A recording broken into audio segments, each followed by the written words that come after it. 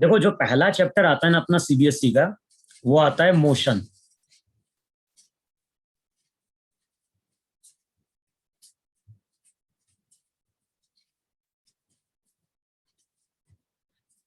अच्छा, जब हम मोशन की बात करते हैं, एक एग्जाम्पल लो जरा। यहां पे हम लोग क्या कर रहे हैं, एक एलिवेटर ले रहे हैं, और इस एलिवेटर के अंदर हमने क्या कर दिया, एक ब्लॉक को लाके प्लेस कर दिया।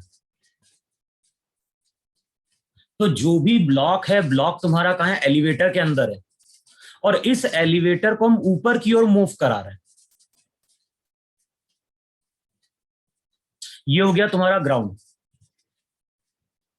देखो कई बार ऐसा होता है कि नहीं होता है कि एलिवेटर के अंदर हमने किसी ब्लॉक को लाके प्लेस कर दिया, और एलिवेटर कहां जा रहा है, ऊपर की ओर जा रहा है। अब मैं बोल रहा हूं हमारे पास दो ऑब्जर्वर है,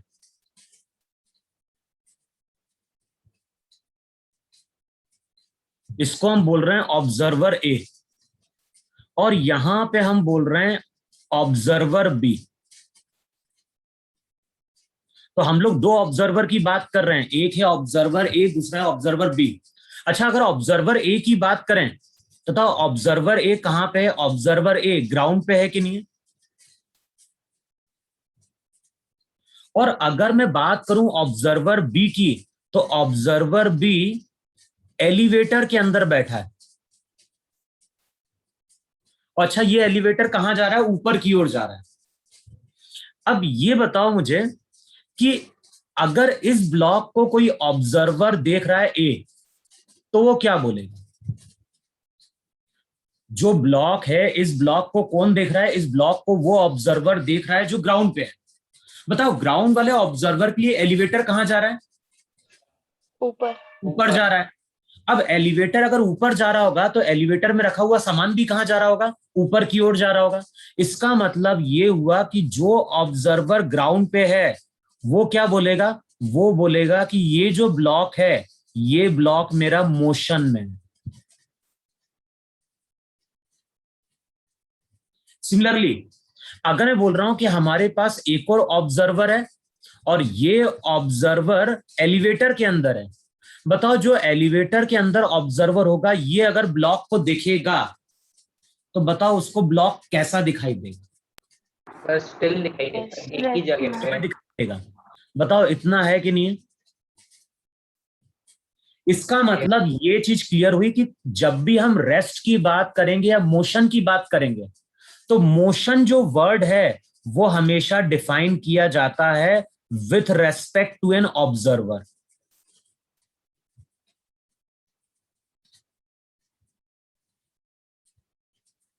यानी अगर हम ब्लॉक की बात करें तो ब्लॉक मेरा रेस्ट में भी है, ब्लॉक मेरा मोशन में भी है।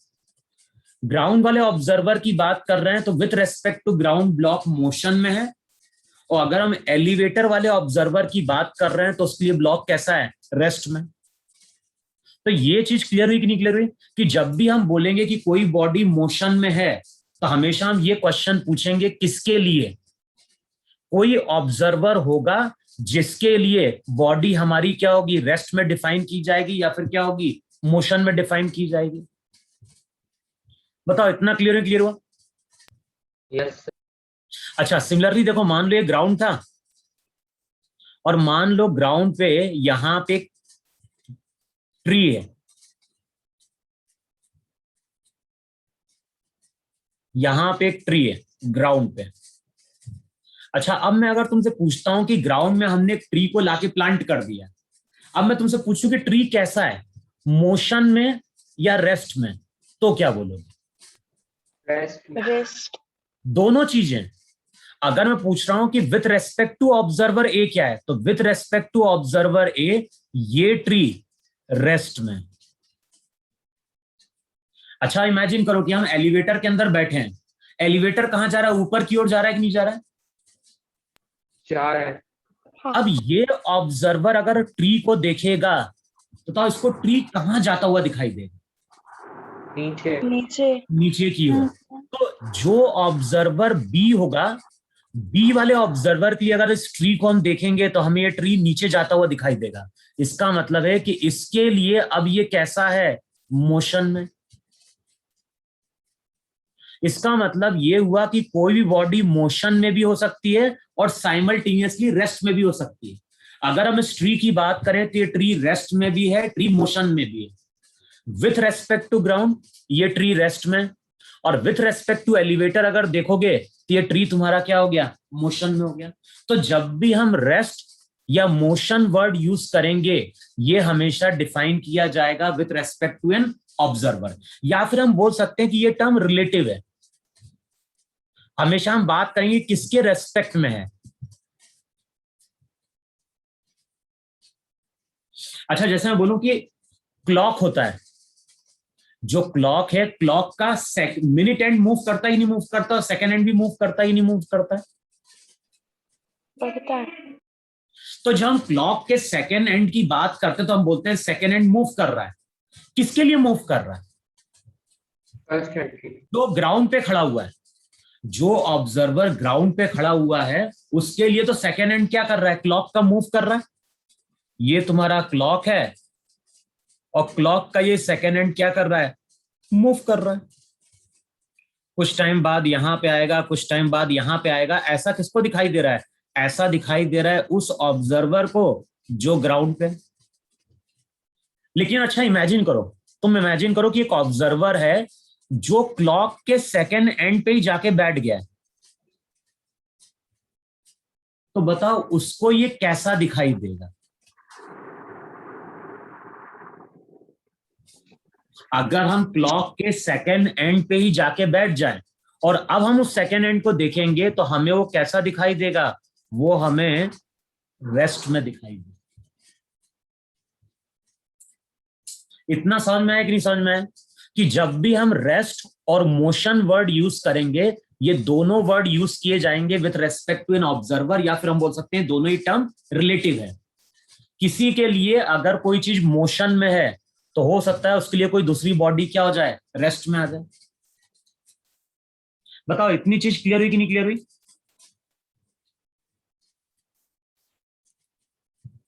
अब इतना समझ में आया कि नहीं समझ में आया? Yes sir. लिखो, अब हेडिंग डालो वहां पे पोजीशन। नेक्स्ट जो टर्म हम लोग डिफाइन कर रहे हैं वो टर्म हम डिफाइन कर रहे हैं पोजीशन। और जितना मैं एक्सप्लेन कर रहा हूं फिर इसको तुम बुक से रिवाइज कर लेना ये चीज। तो नेक्स्ट टर्म लिखो वहां पे पोजीशन, और सबसे पहले इसकी डेफिनेशन लिखो वहां पोजीशन की। The location of an object, definition लिखो वहां पे, the location of an object with respect to a particular point. The location of an object, the location of an object with respect to a particular point, with respect to a particular point is known as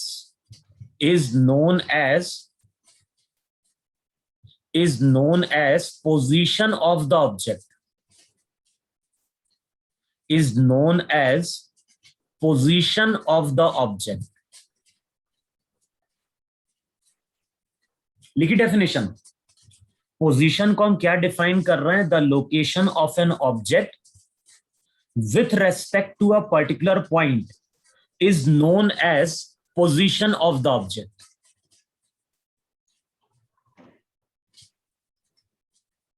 फिर इसी में आगे लिखो वहां पे, the particular point, मैं इसको explain करूंगा अभी वहां पे। The particular point about which, the particular point about which the position of the object is defined, the particular point about which, the particular point about which the position of object is defined is called reference point, is called reference point or origin.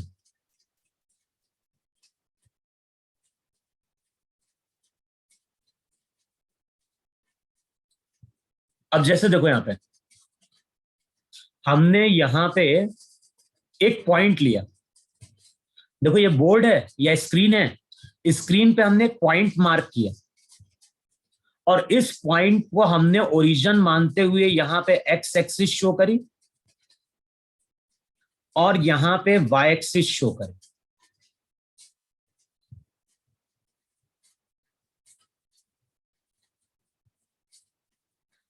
समझ में क्या कर रहा हूं?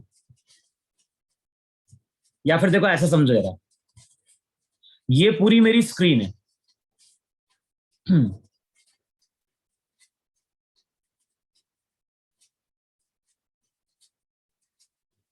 देखो ये पूरी मेरी स्क्रीन है और मैं बोल रहा हूं कि यहां कहीं मेरा एक पर्सन है।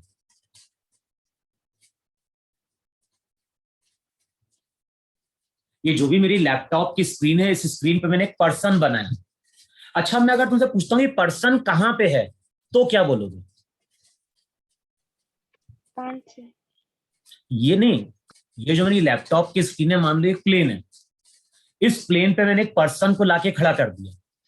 अब मैं अगर तुमसे पूछता हूं कि पर्सन की पोजीशन क्या है, या मैं तुमसे पूछता हूं पर्सन कहां पे है, तुम क्या बोलोगे? पर्सन राइट है, लेफ्ट है, ऊपर है, नीचे है, क्या बोलोगे? कुछ बोल पाओगे क्या? नहीं।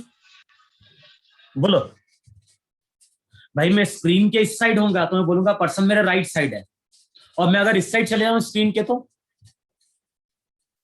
हम बोलेंगे पर्सन कहां है? लेफ्ट की ओर है। तो होता क्या है यहां पे, अगर मैं तुमसे पूछता हूं कि पर्सन की पोजीशन क्या है, तो अभी हम पर्सन की पोजीशन नहीं बता सकते।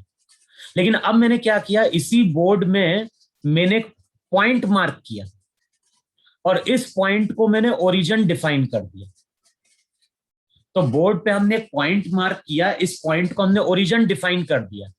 अब यहां पे हमने शो किया एक्स एक्सिस, यहां पे हमने शो किया वाई एक्सिस। अब बताओ ये जो पर्सन यहां कहीं खड़ा होगा, इसके कुछ कोऑर्डिनेट होंगे कि नहीं होंगे? वो तो हम स्केल से मेजर कर सकते ही नहीं मेजर कर सकते। मान लो स्केल में ये दिखाई दे रहा है 4 सेंटीमीटर और मान लो ये दिखाई दे रहा है मेरा यहाँ पे 2 सेंटीमीटर।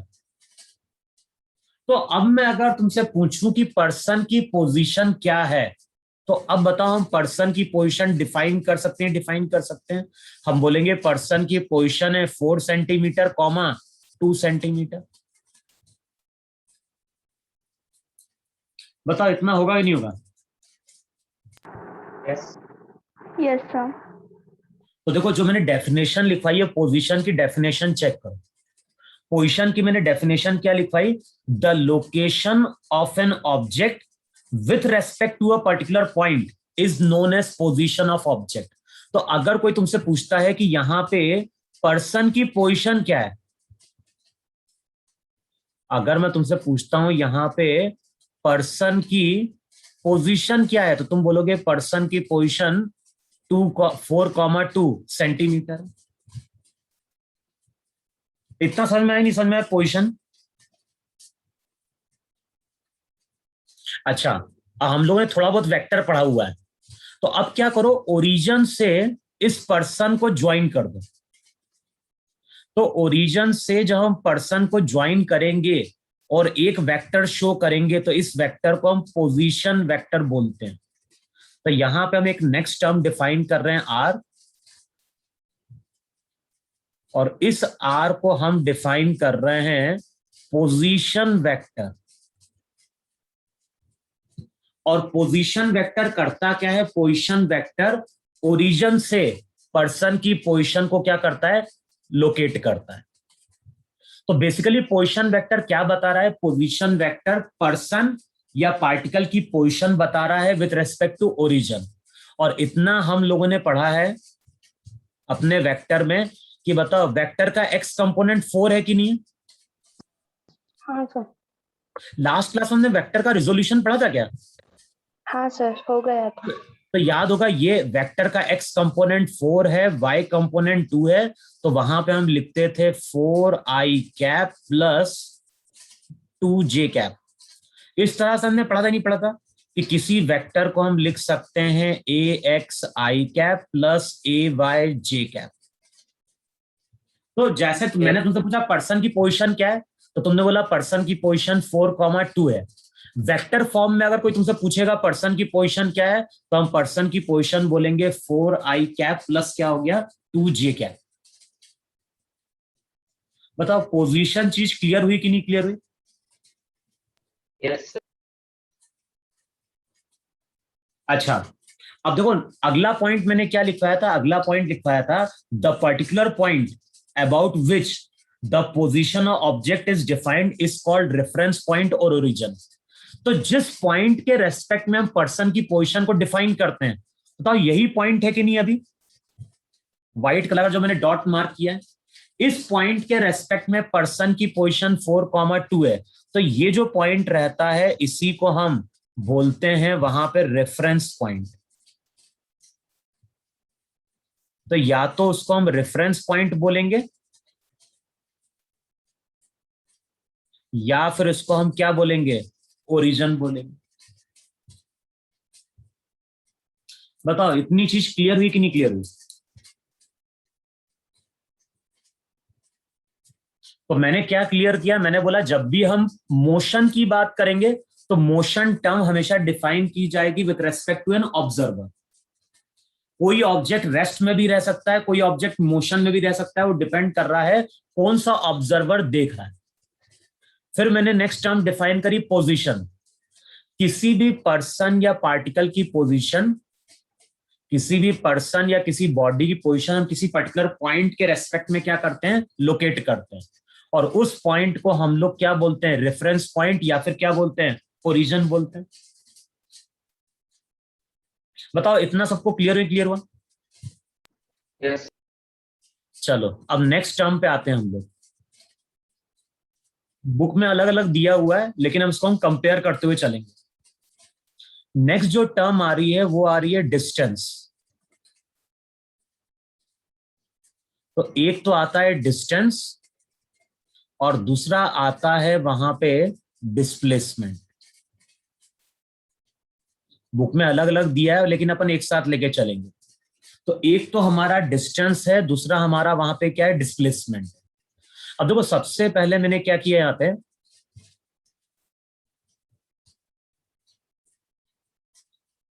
ये मेरा एक्स वाई प्लेन है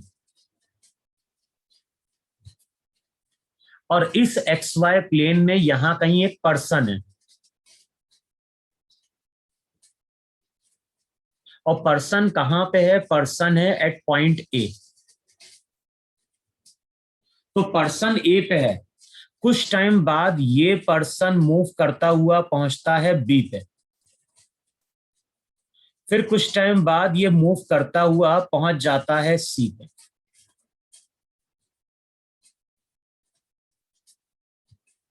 तो पर्सन ए पे था,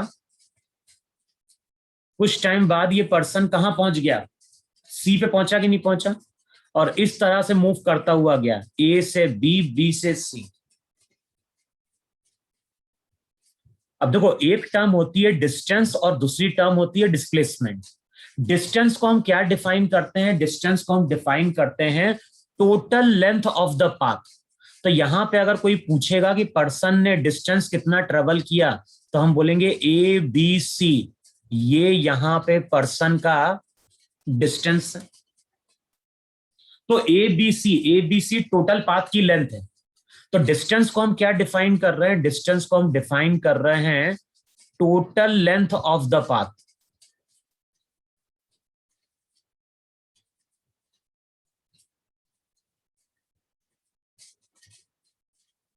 देखो है कि नहीं है, डिस्टेंस को हम डिफाइन कर रहे हैं total length of the path. अच्छा डिस्प्लेसमेंट को हम क्या डिफाइन करते हैं, तो डिस्प्लेसमेंट को हम डिफाइन करते हैं it is the shortest distance between initial and final point. तो पर्सन कहां पे था, पर्सन इनिशियली ए पे था, पहुंचा सी पे, तो ए से सी, ये जो रहेगा ए से सी, ये हमारा डिस्प्लेसमेंट रहेगा। तो डिस्प्लेसमेंट को हम क्या डिफाइन करते हैं? डिस्प्लेसमेंट को हम डिफाइन करते हैं शॉर्टेस्ट डिस्टेंस, शॉर्टेस्ट डिस्टेंस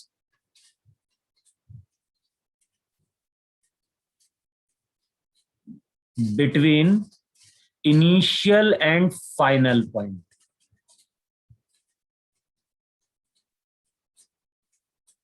पहले एक बार समझ लो, फिर मैं इसकी डेफिनेशन लिखवा रहा हूं।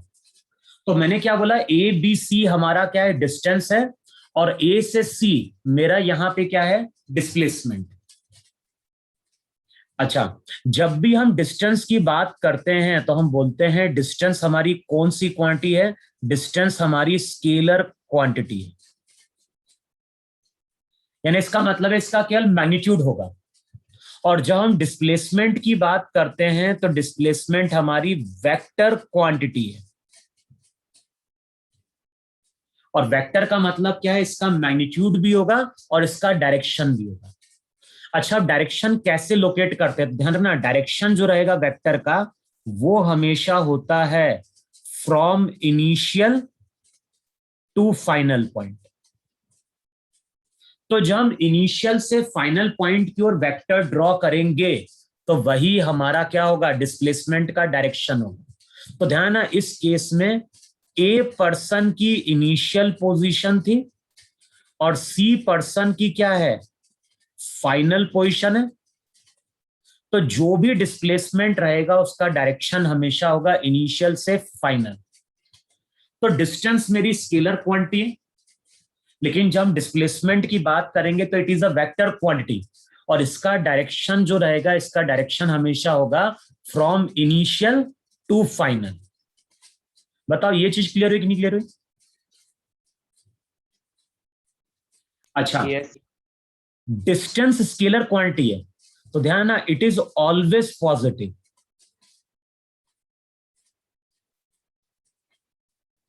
डिस्टेंस हमेशा पॉजिटिव होगा, लेकिन हम जब डिस्प्लेसमेंट की बात करेंगे तो it can be positive, it can be negative, it can be zero.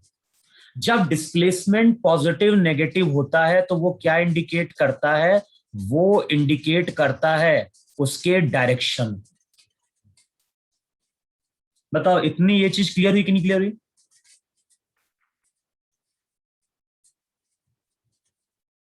फिर देखो नेक्स्ट पॉइंट जो हम लोग डिफाइन करते हैं इसमें, वो क्या डिफाइन करते हैं? कई बार ऐसा होता है कि डिस्टेंस डिस्प्लेसमेंट के बराबर होता है, हमेशा नहीं होता है।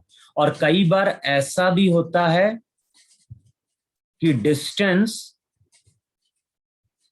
डिस्प्लेसमेंट से ज्यादा होता है। तो नेक्स्ट पॉइंट हम क्या डिफाइन कर रहे हैं? डिस्टेंस डिस्प्लेसमेंट के बराबर भी हो सकता है, डिस्टेंस डिस्प्लेसमेंट के अलग भी हो सकता है। अब जैसे देखो यहां पर, अगर ये ग्राउंड है और ग्राउंड से हमने एक स्टोन को या एक पत्थर को हमने क्या किया? ऊपर की ओर थ्रो किया। बताओ ग्राउंड से जब हम किसी स्टोन को ऊपर की ओर थ्रो करते हैं तो ये इस तरह से ऊपर की ओर जाता है, फिर रुकता है, उसके बाद नीचे आ जाता है। बताओ ऐसा ही होता है कि नहीं होता है? ग्राउंड से अगर हम किसी स्टोन को ऊपर की ओर थ्रो कर रहे हैं तो पहले वो ऊपर जाता है, रुकता है, फिर उसके बाद नीचे आता है। और ये याद होगा, ये तुम्हारी मैक्सिमम हाइट होती थी।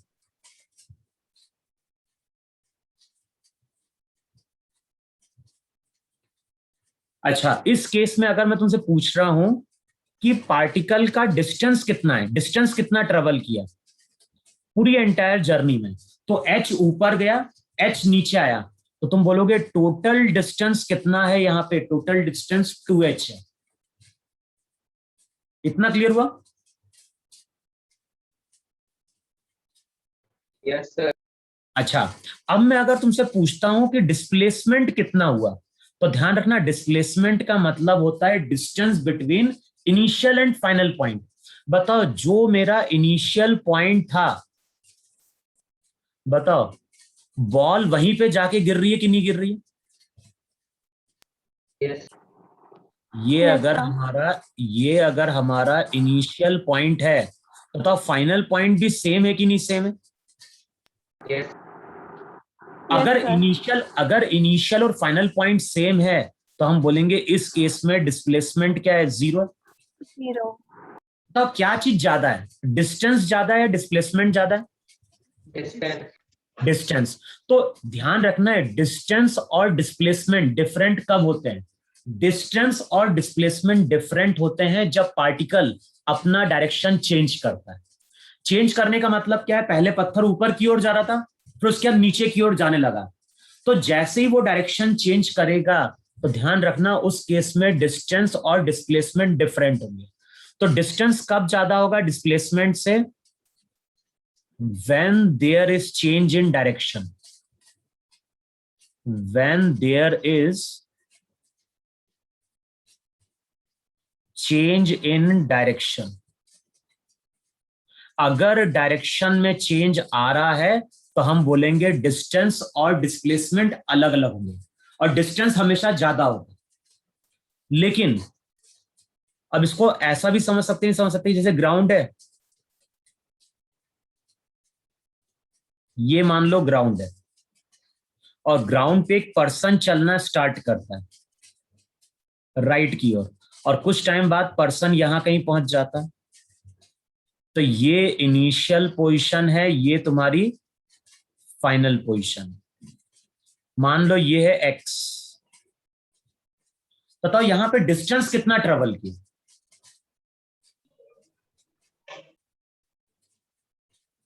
यहां पे डिस्टेंस कितना ट्रेवल किया ये बताओ मुझे। अगर मैं डिस्टेंस की बात करूंगा तो इस केस में डिस्टेंस एक्स है कि नहीं है? Yes, sir. और अगर मैं पूछ रहा हूं यहां पे डिस्प्लेसमेंट कितना हुआ? Right. डिस्प्लेसमेंट भी एक्स हुआ कि नहीं हुआ? Yes. Yes, sir. अब ये बताओ, तुम मुझे सोच के बताओ, डिस्टेंस और डिस्प्लेसमेंट कब सेम रहेंगे? जब जब डायरेक्शन डायरेक्शन चेंज नहीं चेंज होगा। नहीं होगा। जब डायरेक्शन चेंज नहीं होगी। अगर डायरेक्शन चेंज नहीं होगा तो उस केस में डिस्टेंस और डिस्प्लेसमेंट इक्वल होंगे। अगर डायरेक्शन चेंज हो गया तो डिस्टेंस हमेशा ज्यादा होगा, और कभी भी ध्यान रखना डिस्प्लेसमेंट कभी भी ज्यादा नहीं हो सकता। डिस्प्लेसमेंट डिस्टेंस से कभी ज्यादा नहीं हो सकता। या तो डिस्प्लेसमेंट डिस्टेंस के बराबर होगा या फिर डिस्प्लेसमेंट डिस्टेंस से क्या होगा? कम होगा। बताओ इतना सबको समझ में आई नहीं समझ में? Yes, sir. अब लिखो जरा, डेफिनेशन लिखो।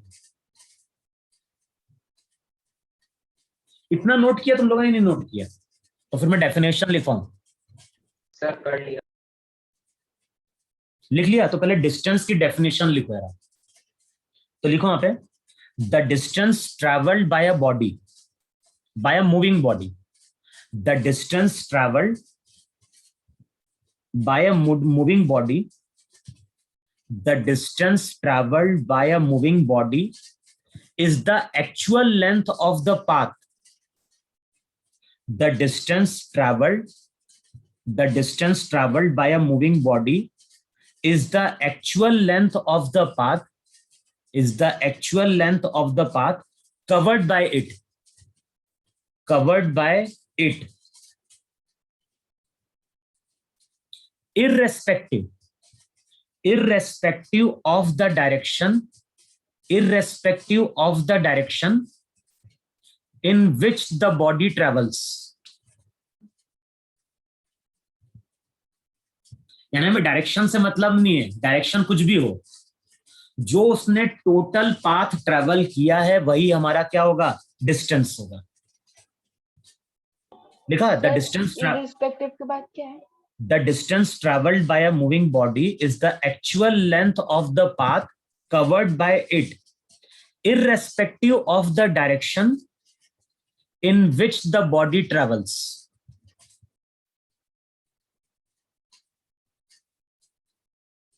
फिर ये तो तुमने नोट कर लिया कि डिस्टेंस हमारी क्या स्केलर क्वांटिटी है। अब इसमें ये भी लिख लो वहां पे कि डिस्टेंस की एसआई सिस्टम में, अभी जब हम लोग पढ़ेंगे ना अपनी जो अपनी रेगुलर क्लास होती है, तो वहां पे हम बात करेंगे सिस्टम की, कि कौन कौन से सिस्टम होते हैं। तो एसआई सिस्टम में यूनिट जो होती है, यूनिट मीटर होती है। डिस्टेंस की भी एसआई यूनिट में सिस्टम मीटर होगी, डिस्प्लेसमेंट की भी क्या होती है, मीटर होती है। एक होता है एसआई सिस्टम, दूसरा होता है सीजीएस। और सीजीएस में अगर मेजर करोगे तो वो सेंटीमीटर लिया जाएगा।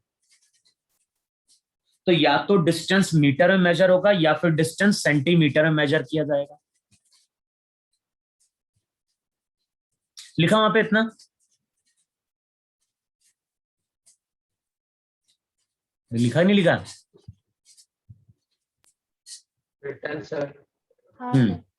अब एक डायग्राम देखो जरा।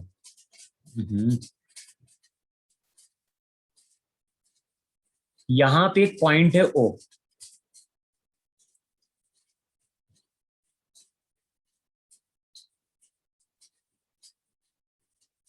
यहां पे नेमिंग करो ओ, ए, बी, सी और ये डी।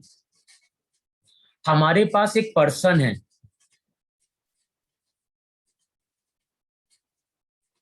और ये पर्सन इस तरह चल रहा है, ओ से ए गया, फिर ए से बी गया, बी से सी गया, सी से डी गया, और ये डिस्टेंस गिवन है यहां पर।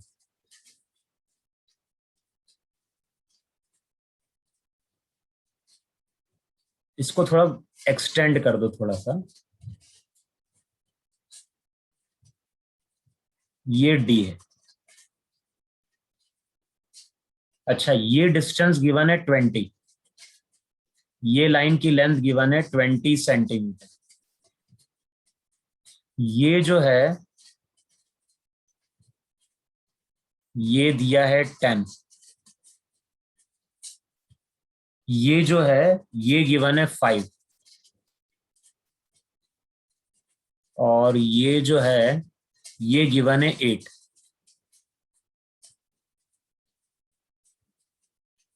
तो जो पर्सन है, पर्सन कहां से कहां गया, पर्सन ओ से ए गया, ए से बी गया, बी से सी गया, सी से कहां पहुंचा, डी पे पहुंचा। अब मैं अगर तुमसे इस क्वेश्चन में पूछता हूं कि डिस्टेंस कितना है,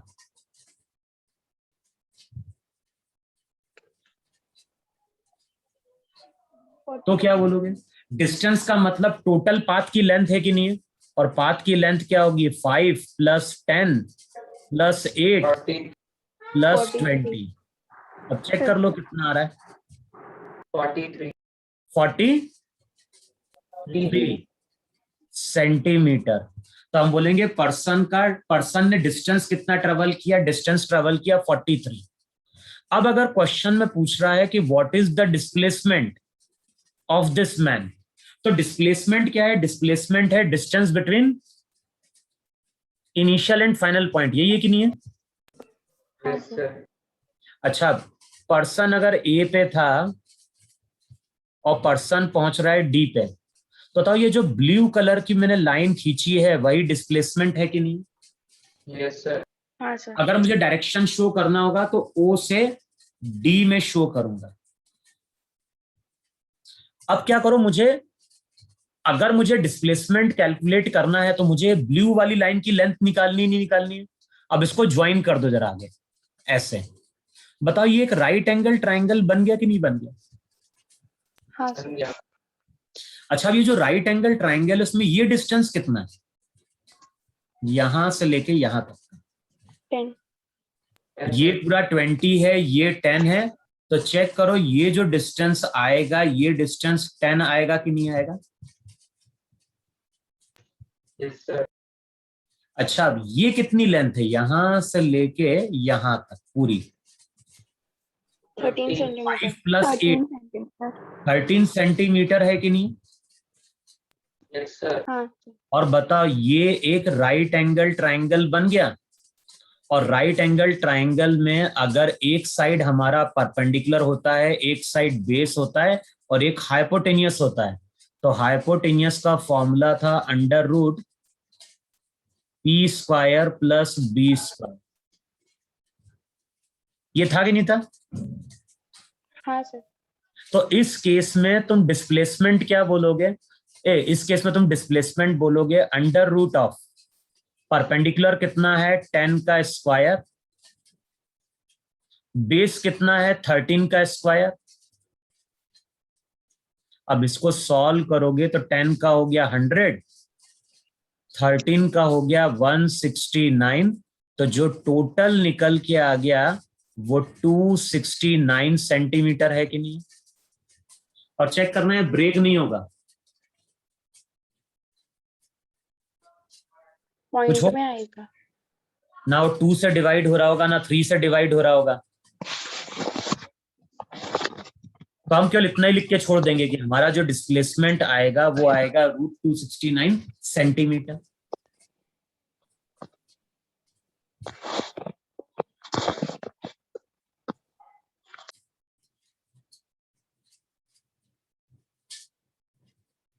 लिखा इतना आपने? Yes, sir.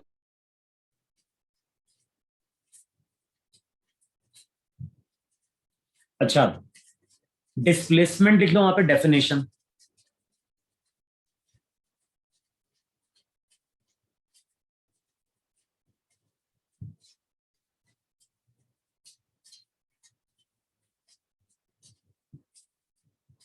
लिखो वहां पे, the displacement of an object, the displacement of an object is the change in position of an object. The displacement of an object is the change in the position of object.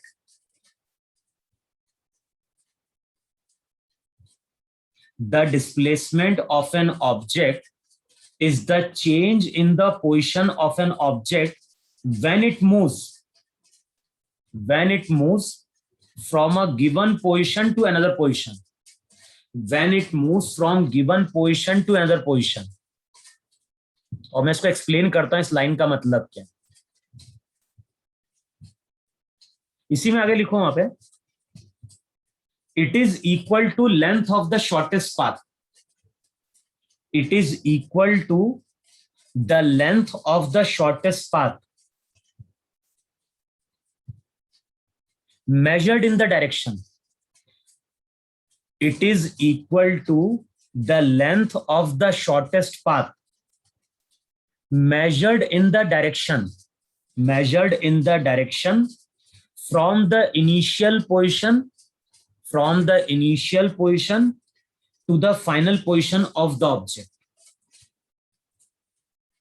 Sir, measured से वापस बता सकते हैं? It is equal, displacement की definition है, ये भी लिखवा रहे हैं, it is equal to the length of the shortest path measured in the direction from initial point to the final position measured, क्या लिखा, it is equal to the length of the shortest path measured in the direction from the initial position to the final position of the object. और उसकी SI system में unit क्या होगी, metre होगी, ये vector quantity थी। अभी एक चीज समझे रहा, मैंने दो डेफिनेशन लिखवाई नहीं लिखवाई डिस्प्लेसमेंट की? हाँ सर। अब देखो दूसरी डेफिनेशन का मतलब क्या है, अब तुम लोग पढ़ चुके हो थोड़ा बहुत वेक्टर, तो मैं इसको एक्सप्लेन कर रहा हूं दूसरे का मतलब क्या था। जैसे मैंने बोला कि यहां पे पर्सन था कि नहीं था ए पे, और कुछ टाइम बाद पर्सन ए से होता हुआ बी पे गया, बी से होता हुआ कहां पहुंच गया, सी पे। देखो यही डायग्राम था कि नहीं था, पर्सन ए पे था, कुछ टाइम बाद पर्सन कहां पहुंच गया, सी पे। अच्छा, मैंने तुम्हें क्या बोला कि जब भी हम ओरिजिन से ए पॉइंट को ज्वाइन करेंगे तो ये पोजीशन वेक्टर बन जाएगा नहीं बन जाएगा? Yes, sir. ओरिजिन से सी को ज्वाइन करो, बताओ ये भी एक पोजीशन वेक्टर है कि नहीं? Yes. हाँ सर। अब ध्यान ना, इसको हम इनिशियल पोजीशन वेक्टर बोलेंगे आर आई, इसको हम क्या बोलेंगे, इसको हम बोलेंगे final position vector R F. और डिस्प्लेसमेंट जो होता है वो होता है इनिशियल टू फाइनल। बताओ ये जो ब्लू कलर की लाइन है डिस्प्लेसमेंट है कि नहीं? Yes, sir. अब ये जो डिस्प्लेसमेंट रहता है इसको हम डेल्टा आर से डिनोट करते हैं।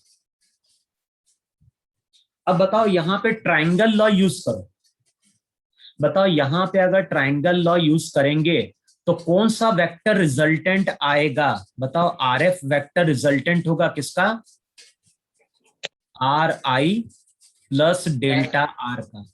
ट्राइंगल लॉ याद करो, ट्राइंगल लॉ में क्या बोला था? अगर फर्स्ट वेक्टर का हेड कोइंसाइड कर रहा है सेकंड वेक्टर के टेल से, तो जब भी हम फर्स्ट के टेल से सेकंड के हेड को ज्वाइन करेंगे तो हमें रिजल्टेंट मिलेगा कि नहीं मिलेगा? Yes, sir. अब बताओ डिस्प्लेसमेंट का फॉर्मूला क्या निकल के आ गया? डिस्प्लेसमेंट का फॉर्मूला निकल के आया final RF position minus RR. Minus initial position. बताओ ये चेंज इन पोजीशन बोलोगे कि नहीं बोलोगे इसको? हाँ सर। Yes, sir. इसको हम क्या बोलेंगे? इसको हम बोलेंगे, चेंज का मतलब क्या होता है? Final minus initial. तो इसको हम बोलेंगे change in position of an object. देखो जो पहली डेफिनेशन लिखवाई है वो ये लिखवाई नहीं लिखवाई है? The displacement of an object is the change in position, is change in position of the object when it moves from a given point two another point. तो डिस्प्लेसमेंट का मतलब एक तो होता है चेंज इन पोजीशन, या फिर हम क्या डिफाइन कर रहे हैं? या फिर हम डिफाइन कर रहे हैं it is the shortest distance, it is the shortest distance between initial and final point measured from initial to final position। बताओ ये चीज क्लियर हुई कि नहीं क्लियर हुई?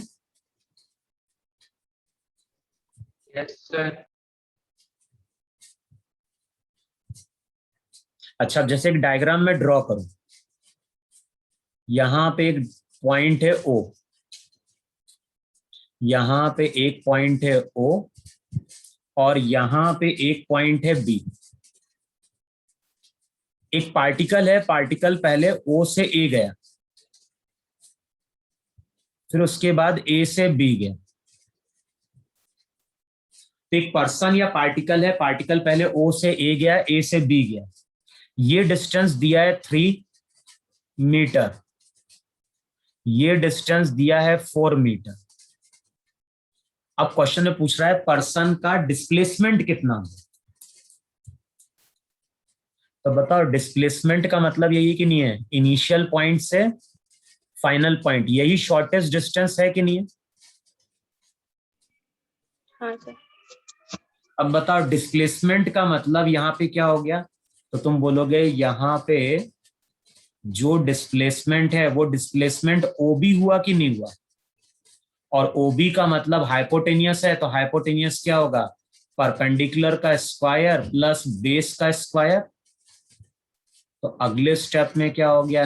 3 का स्क्वायर 9, 4 का 16, √25, और √25 का मतलब क्या होता है? तो इस केस में पर्सन का डिस्प्लेसमेंट वहां पे कितना हुआ? 5 मीटर हुआ।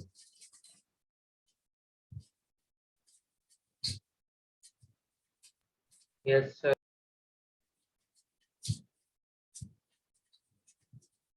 लिखो, हेडिंग डालो वहां पे डिस्टेंस वर्सेस डिस्प्लेसमेंट।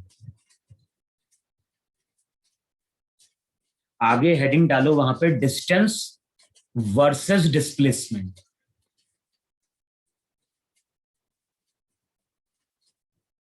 अब कुछ पॉइंट्स है जो मैंने एक्सप्लेन किए थे, लेकिन इसको लिख लो कॉपी में। पहला पॉइंट लिखो वहां पे, displacement of a moving object, displacement of a moving object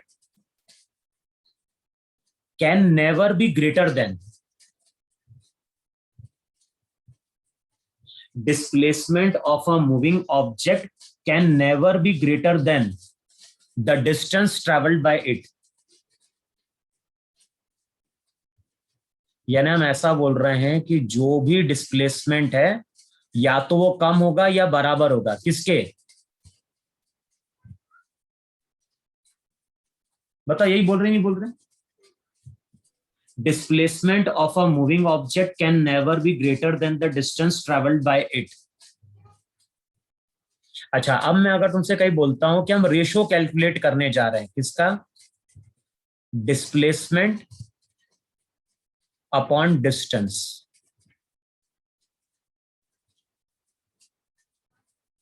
तो डिस्प्लेसमेंट अगर बराबर होगा डिस्टेंस के, तो ये 1 पॉसिबल है कि नहीं पॉसिबल है? अभी कुछ केस में डिस्प्लेसमेंट और डिस्टेंस बराबर होता है, तो अगर बराबर होगा तो इनको रेशियो 1 पॉसिबल है कि नहीं पॉसिबल है? और कुछ केस में ये भी पॉसिबल है कि नहीं पॉसिबल है कि डिस्प्लेसमेंट कम होता है, डिस्टेंस ज्यादा होता है। तो उस केस में कुछ वैल्यू निकल के आ सकती है, 0.8, 0.9, ऐसी कुछ वैल्यू आ सकती है, नहीं आ सकती है? Yes, sir. जैसे देखो, अभी हमने कोई एक एग्जाम्पल लिया था जहां पे डिस्प्लेसमेंट कम था, डिस्टेंस ज्यादा था। देखो इसका मतलब क्या है, मान लो डिस्प्लेसमेंट आ गया 10 और डिस्टेंस आ गया 12, तो बताइए जब भी हम डिवाइड करेंगे ये वैल्यू 1 से कम आएगी कि नहीं आएगी? लेकिन Yes, sir. डिस्टेंस, अगर डिस्प्लेसमेंट भी 10 है, डिस्टेंस भी 10 है, तो ये वैल्यू 1 आएगी कि नहीं आएगी? मतलब ये हुआ कि इन दोनों रिजल्ट को अगर हम कंबाइंड कर दें, तो हम ये बोल सकते हैं कि जब भी डिस्प्लेसमेंट अपॉन डिस्टेंस देखोगे, तो उसका रेशो हमेशा लेस देन इक्वल्स टू 1 होगा। ये रेशो या तो 1 के बराबर होगा या 1 से कम होगा। होगा कि नहीं होगा? Yes.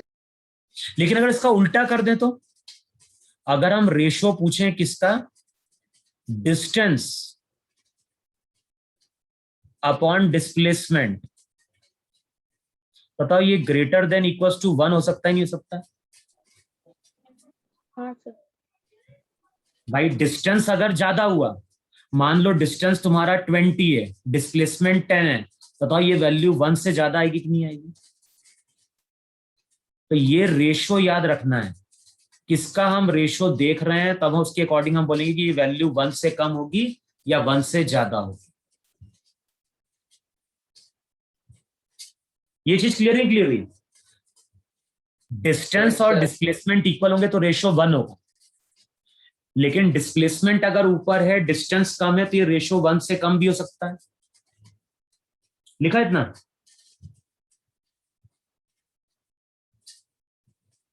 तो नेक्स्ट पॉइंट लिखो वहां पे, रेशियो ऑफ डिस्प्लेसमेंट। अभी हम इस पॉइंट की बात कर रहे हैं, जो पहले बोला जाता है वो ऊपर लिखा जाता है। तो क्या बोल रहा है? Ratio of displacement and distance. Ratio of displacement and distance is always less than or equal to 1, is always less than or equal to 1।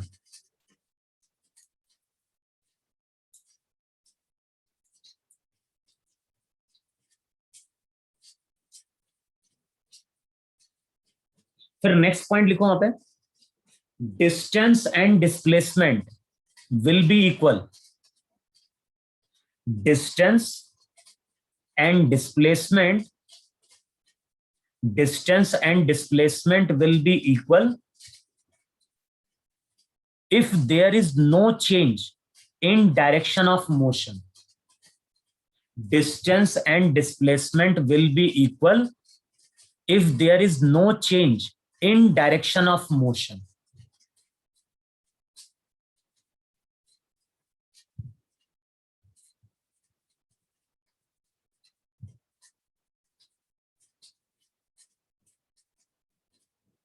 बताओ इतना समझ में आया कि नहीं समझ में आया?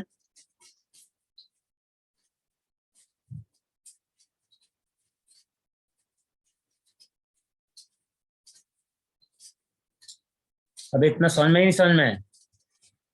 Yes, sir. Yes sir. लिखो, अब एक क्वेश्चन लिखो जरा,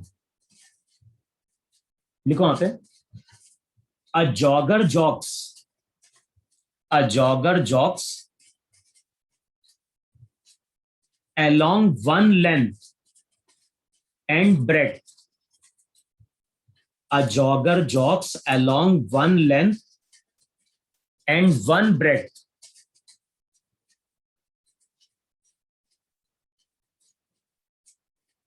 Along one length and breadth of a rectangular path. A jogger jogs along one length and breadth of a rectangular path. और लिखो वहां पे if the dimension of park are, if the dimension of park are, park का dimension क्या दिया है, length दी है वहां पे 150 मीटर और विड्थ है वहां पे 120 metre.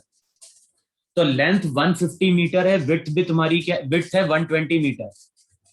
Then find the distance travelled and displacement of the jogger.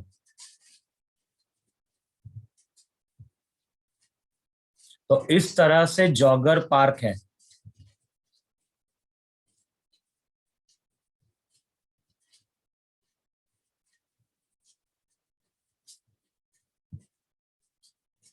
ये डायमेंशन गिवन है, ये डायमेंशन 150 और ये डायमेंशन कितना 120.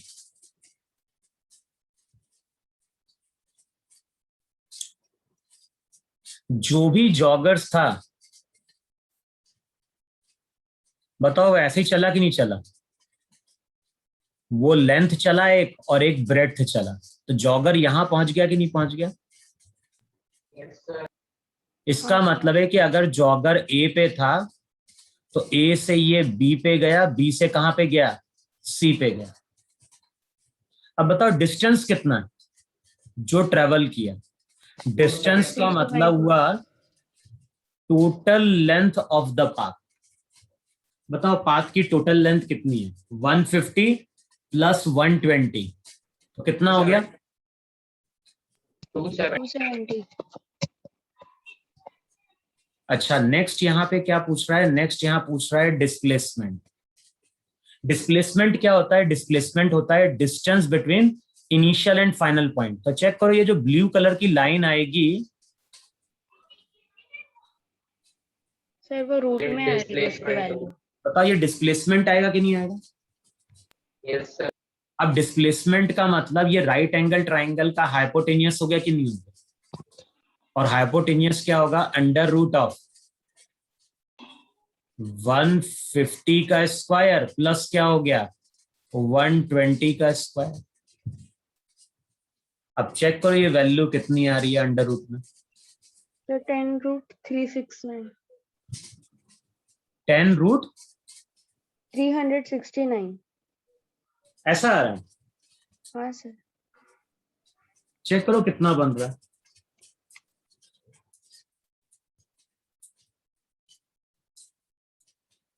आंसर दिया है उसने 30 रूट 41.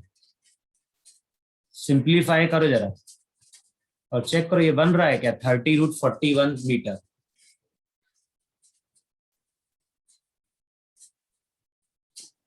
हाँ सर उसको ज्यादा सिंपलीफाई नहीं किया था इसीलिए. भाई 15 का स्क्वायर कितना था 225 था ना, हाँ सर. और 12 का कितना था 144. जीरो और लगा दो वहां पे, सबको ऐड करो और चेक करो ये रिजल्ट बन रहा है क्या 30 रूट 41 मीटर. सबको अंडर रूट स्क्वायर रूट लेना आता है कि नहीं आता है. Yes, sir. आता है सर. बस वही यूज कर लो अब जरा. 15 का क्या हो गया 22500 प्लस यहाँ पे क्या होगा 14400. अब दोनों को ऐड करो और चेक करो ये बन रहा है कि नहीं बन रहा है 30 रूट 41 मीटर.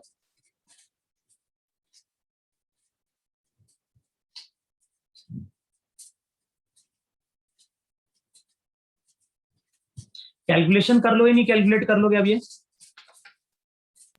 हाँ सर.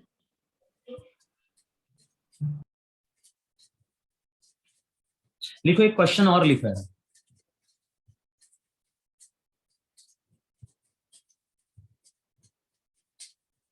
देखो एक क्वेश्चन लिखो वहां पे, a body moves in a circular path, a body moves in a circular path of radius 20 centimetre,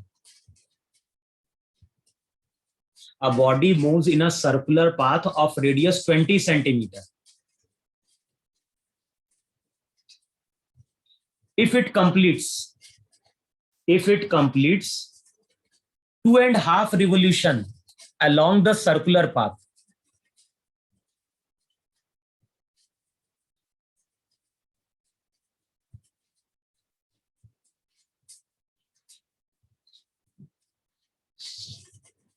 बताए सर्कुलर पाथ पे जा रहा है नहीं जा रहा है? और क्वेश्चन में क्या बोल रहा है, if it completes 2.5 revolution along the circular path, then find the distance and displacement of the body. तो पर्सन ने क्या किया, पर्सन ने 2.5 यानी 2.5 का मतलब 2.5 रिवोल्यूशन कंप्लीट किया।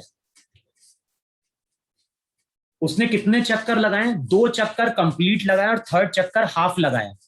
तो बताना है उस केस में डिस्टेंस कितना ट्रेवल किया और डिस्प्लेसमेंट कितना।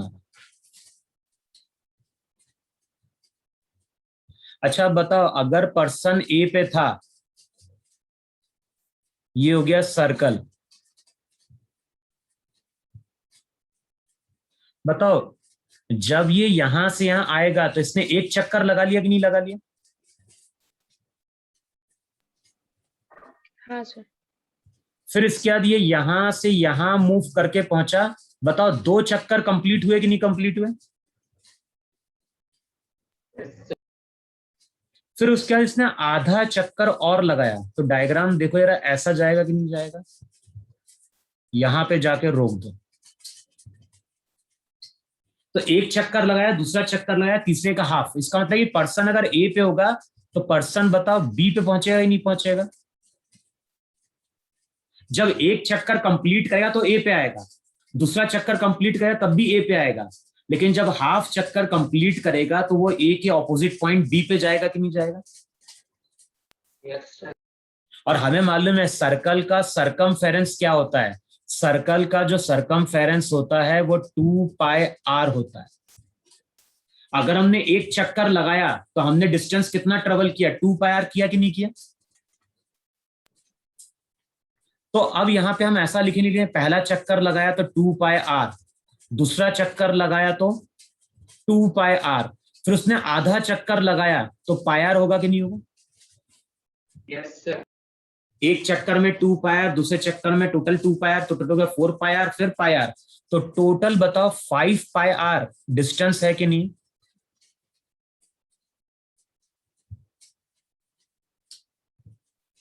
अब आर की वैल्यू सेंटीमीटर में दी हुई है, तो सेंटीमीटर में अगर पुट करोगे तो इसको हम बोल दें 100 पाई सेंटीमीटर। पाई की वैल्यू क्या थी, 22/7।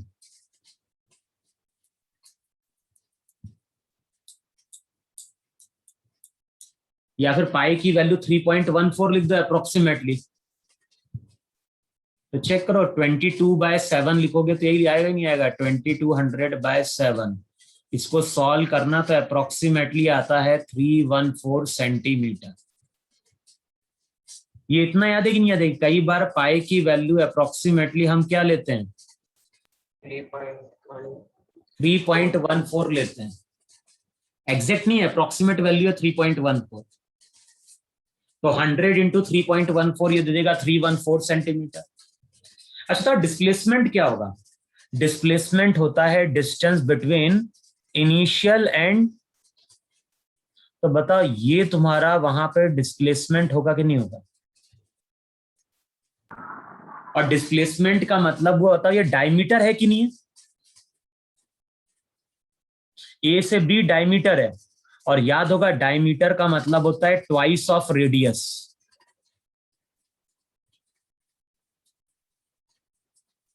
तो अगले स्टेप में क्या हो जाएगा, अगले स्टेप में रिजल्ट हो जाएगा 40 सेंटीमीटर। बताओ इतना समझ में आया कि नहीं समझ में आया सबको?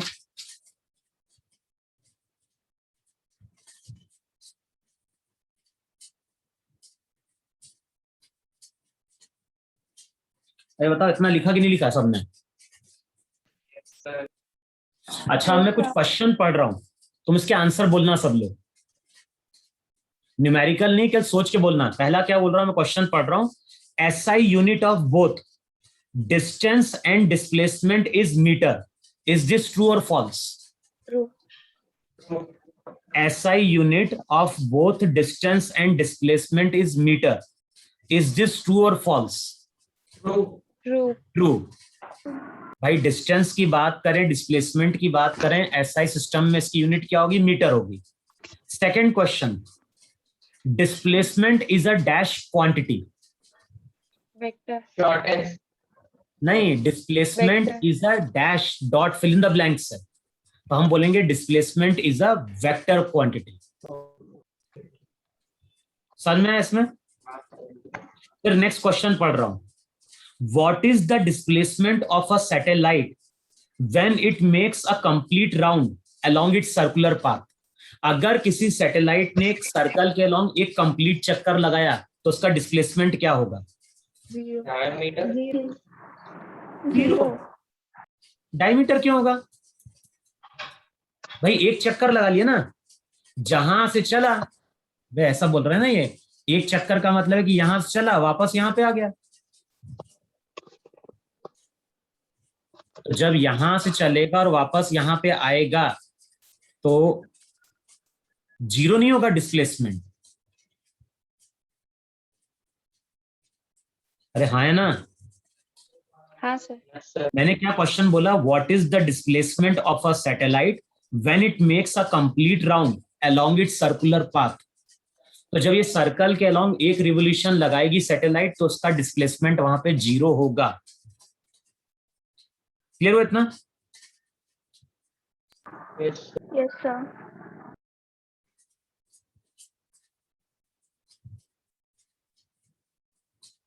अच्छा मैं कुछ एक और क्वेश्चन पढ़ रहा हूं। क्वेश्चन में क्या बोल रहा है? In which one of the following cases, question सुनो, in which one of the following cases will the distance covered and the magnitude of displacement are not the same? यानी कुछ मैं ऑप्शन रीड करूंगा, उसमें क्या बताना है? In which of the following cases will the distance covered and the magnitude of displacement are not same. Distance और displacement किसमें सेम नहीं है? पहला क्या रीड कर रहा हूं? A passenger in a train travels from Delhi to Calcutta. A passenger in a train, a passenger in a train travels from Delhi to Calcutta। बताओ इस केस में डिस्टेंस और डिस्प्लेसमेंट इक्वल होगा क्या? नहीं होगा ना। जब हम दिल्ली से कलकत्ता जाएंगे तो कोई स्ट्रेट पाथ होता है क्या ट्रेन का? No, sir. ट्रेन तो कई बार क्या होगा, इस तरह से घूम के जाएगी ही नहीं जाएगी, कभी ऐसे जाएगी, कभी ऐसे जाएगी, ऐसे जाएगी। तो यहाँ पे डिस्टेंस और डिस्प्लेसमेंट इक्वल होंगे? नहीं होंगे। अच्छा दूसरा एग्जांपल बोल रहा है, a rain drop falling in still air.